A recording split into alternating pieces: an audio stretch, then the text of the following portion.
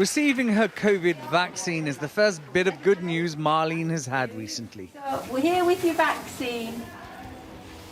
She's been feeling poorly and has been in hospital for 3 weeks. Okay, then. Marlene is recently bereaved, losing her husband of 55 years to pneumonia.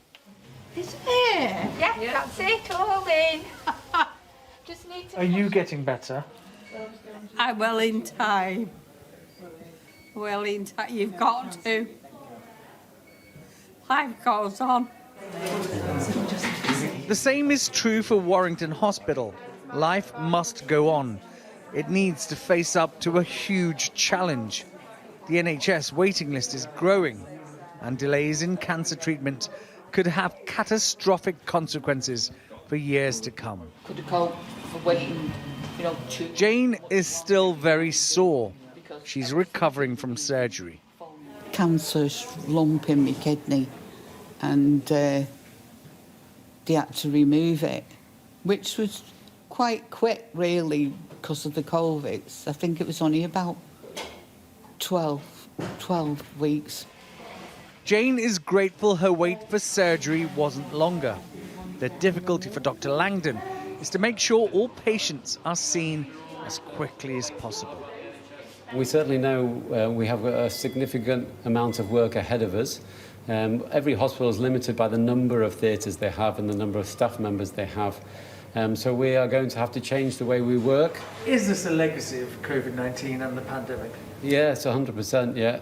It's taken a huge impact, even just stopping just for even a short time, really. Have we got no staff with you now? Warrington has been pushed to the limit. It's coped by repurposing spaces like its operating theatres. It was crucial that if we hadn't had this area, IT was full.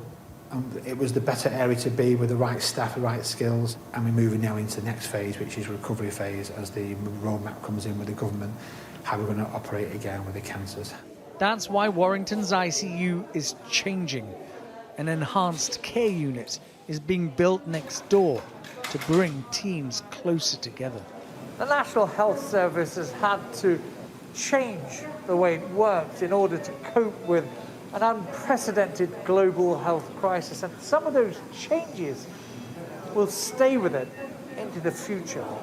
Yeah, so I've seen all the patients. The future of the NHS will include medical students like Amy. Obviously, at times it's been very emotionally challenging. You're obviously seeing like the sickest patients. This experience has hopefully prepared me a little bit for it, for what challenges might come in the future. For being so good. Jane is preparing to go home. Her experience will help to decide how this hospital and the National Health Service re-emerges in a post-pandemic world. Ashish Joshi, Sky News, Warrington.